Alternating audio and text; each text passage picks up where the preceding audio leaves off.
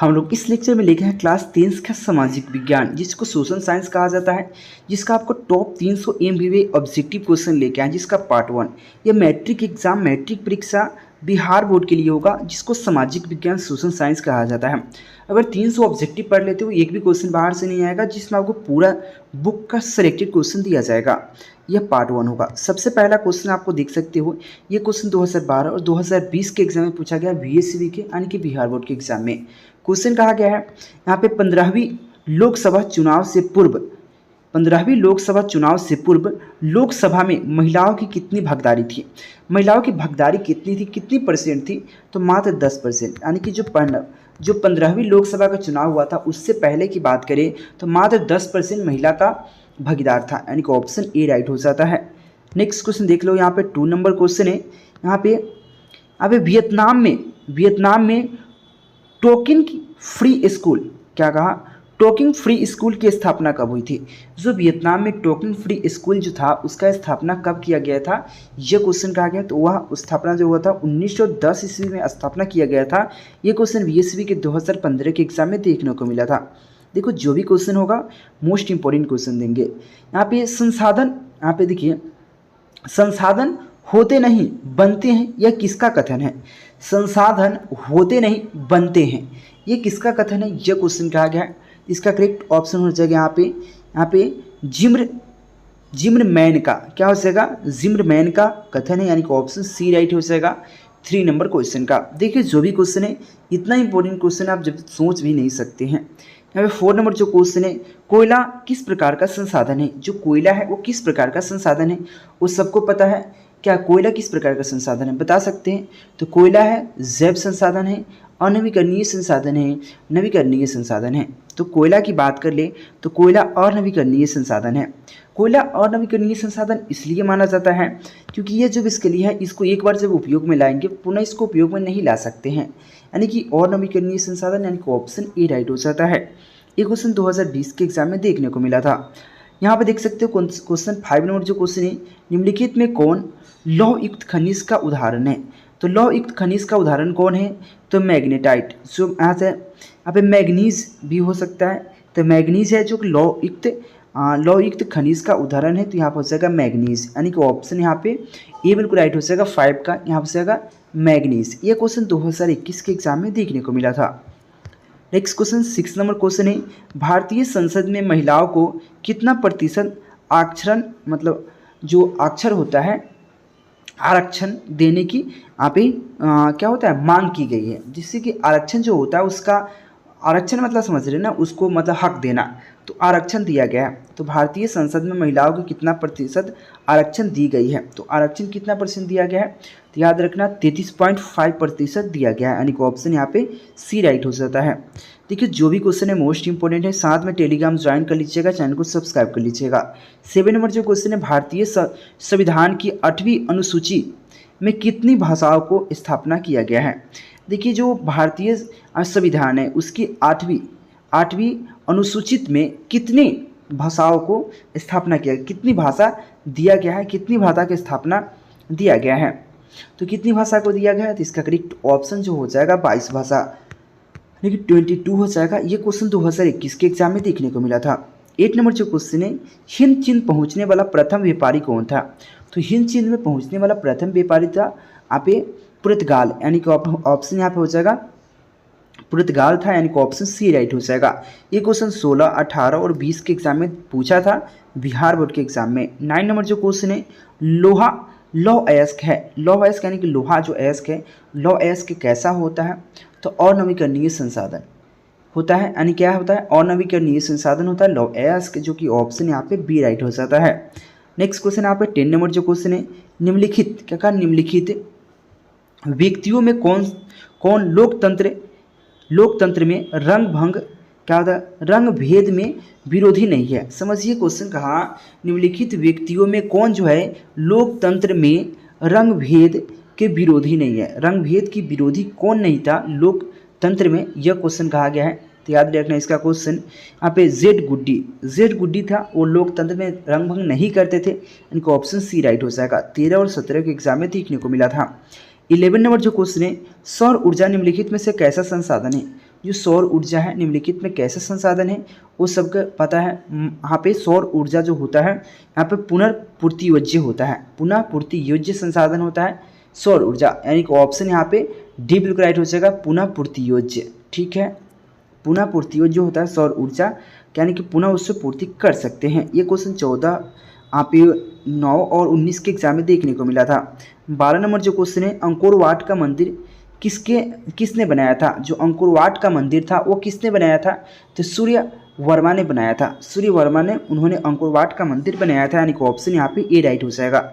ये question BSV के 2019 के एग्जाम में देखने को मिला था। देखो अभी से भी 400 प्लस करना है तो मेरे साथ बने रहना होगा, टेलीग्राम ज्वाइन कर लीजिएगा, पीडीएफ नोट्स के लिए कांटेक्ट कर लीजिएगा। यहाँ पे 13 नंबर जो क्वेश्चन है, सरकार का कौन सा प्रकार सबसे अच्छा माना जाता है? सरकार का कौन सा प्रकार सबसे अच्छा माना जाता है? तो याद रखना लोकतंत्र। क्या होता है? लोकतंत्र, यानी कि ऑप्शन बी राइट हो जाएगा। नेक्स्ट क्वेश्चन की बात कर लेते हैं। यहाँ पे 14 नंबर जो क्वेश्चन है, सतह में सजदारी सही क्यों है? सतह में सजदारी सही क्यों है, इसका रीज़न बताना है। ये क्या होता है? ये विविधता को अपने में क्या होता है? समेट लेती है। ये क्या होता है? विविधता को अपने में समेट लेती है, इसी वजह से सतह में सजदारी सही है, यानी कि ऑप्शन ए राइट हो जाएगा। एक क्वेश्चन की बात कर ले, यहाँ पे 15 नंबर जो क्वेश्चन है, काली मृदा का दूसरा नाम क्या है? जो काली मृदा होता है उसका दूसरा नाम क्या दिया जाता है? तो बालुई मृदा। क्या हो जाएगा? रेगुर, लाल, इनमें से कोई नहीं, ऊपर बालुई। तो काली मृदा को हम बालुई मृदा भी कह सकते हैं, यानी कि ऑप्शन ए राइट हो जाएगा। ये 12, 13, 15, 17, 19 के एग्जाम में देखने को मिला था। 16 नंबर जो क्वेश्चन है, हिंद चीन में बसने वाला फ्रांसीसी कहे जाते थे। जो हिंद चीन में जो बसने वाला फ्रांसीसी था उसको क्या कहा जाते थे? तो याद रखना क्लोन कहा जाता था, यानी कि ऑप्शन सी राइट हो जाएगा, क्लोन। यहाँ पे 17 नंबर जो क्वेश्चन है, कह रहा है यहाँ पे 16वीं लोकसभा के महिला सदस्यों की संख्या कितनी थी? यानी कि 16वीं जो लोकसभा का चुनाव उसमें महिला सदस्यों की संख्या कितनी थी? तो 61 थी। कितना थी? 61, यानी कि ऑप्शन ए राइट हो जाएगा। चैनल को सब्सक्राइब कर लीजिए, टेलीग्राम ज्वाइन कर लीजिए। 18 नंबर जो क्वेश्चन है, 15वीं लोकसभा के महिलाओं में भागीदारी कितनी थी? ये क्वेश्चन आपको फर्स्ट डे में क्वेश्चन बताया था, वही क्वेश्चन है 15वीं लोकसभा में कितना था। तो आपको ऑलरेडी हम क्लियर कर चुके हैं कितना है। जो 15वीं लोकसभा में महिलाओं की भागीदारी वो उससे पहले 10% था, लेकिन उससे पहले की बात करें, लेकिन यहाँ पहले की बात नहीं किया तो उसमें कितना 24% था। 15वीं लोकसभा में 24%, जब 15वीं लोकसभा से पहले की बात करें तो 10%। ठीक है, यानी कि ऑप्शन डी राइट हो जाएगा इस क्वेश्चन के अनुसार। नेक्स्ट क्वेश्चन की बात कर ले, 19 नंबर जो क्वेश्चन है, यहाँ पे क्वेश्चन कह रहा है यहाँ पे मरुस्थलीय मृदा का विस्तार निम्नलिखित में से किसे कहा जाता है? निम्नलिखित में से कहाँ है? तो मरुस्थलीय मृदा का विस्तार निम्नलिखित में से कहाँ है? किस प्रदेश में है? किस राज्य में है? उत्तर प्रदेश, कर्नाटक, महाराष्ट्र, राजस्थान। तो इसका करेक्ट ऑप्शन जो हो जाएगा वो सबको पता है कि मरुस्थलीय मृदा का विस्तार निम्नलिखित में से कहाँ है? तो महाराष्ट्र, मुंबई में, यानी कि ऑप्शन सी राइट हो जाएगा 19 का। नेक्स्ट क्वेश्चन देख सकते हो, 20 नंबर जो क्वेश्चन है, हिंद चीन में क्लोन किसे कहा जाता है? तो हिंद चीन में फ्रांसीसी नागरिक को कहा जाता था, वो भी जस्ट क्वेश्चन बताएंगे। जो फ्रांसीसी नागरिक था उसको हिंद चीन में क्लोन कहा जाता है, यानी कि ऑप्शन सी राइट हो जाएगा। ये क्वेश्चन 2021 के एग्जाम में देखने को मिला था। 21 नंबर जो क्वेश्चन है, भारतीय संविधान के बारे में इनमें से कौन सा कथन सही है? यह धर्म के आधार पर भेदभाव की मनाही करता है। यह धर्म को राजकीय धर्म मानता है। लोगों को कोई भी धर्म मानने की आज़ादी है। महिलाओं को मतदान अधिकार का अभाव है। नहीं, ऑप्शन सी राइट हो जाएगा, लोगों को कोई भी धर्म मानने की आज़ादी, यानी कि किसी को भी धर्म अपना मान सकता है, यानी कि ऑप्शन सी राइट हो जाएगा। अब बोलो कैसे? क्वेश्चन का है, यह धर्म के आधार पर भेदभाव की मनाही करता है। बिल्कुल नहीं करता, क्योंकि मनाही नहीं करता है ना, कि यह धर्म के आधार पर भेदभाव की मनाही करता है। बताओ, मनाही करता है कि भेदभाव की मनाही कर? देखो सबसे पहले हम थोड़ा सा अच्छे से पढ़ के समझाता हूँ। यह धर्म के आधार पर भेदभाव की मनाही करता है। भाई धर्म के आधार पर कौन भेदभाव की मनाही करता है? कोई नहीं करेगा। क्या आप किसी के धर्म को अपना सकते हो? साथ में यह धर्म को राजकीय धर्म है? नहीं, कोई भी धर्म राजकीय धर्म नहीं है, सबका कोई भी धर्म मान सकता है।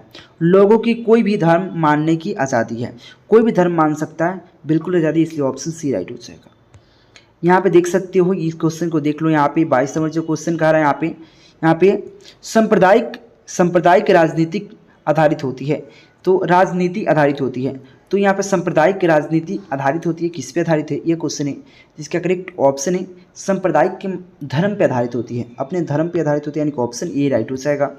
नेक्स्ट क्वेश्चन यहाँ पे 23 नंबर क्वेश्चन है, पंजाब में भूमि निम्नीकरण का मुख्य कारण क्या था, क्या है या क्या कारण था, या तो पंजाब में भूमि निम्नीकरण का मुख्य कारण था अधिक सिंचाई, यानी कि ऑप्शन यहाँ पे सी राइट हो जाएगा, अधिक सिंचाई। ये 12, 15, 20, 21 के एग्जाम में देखने को मिला था।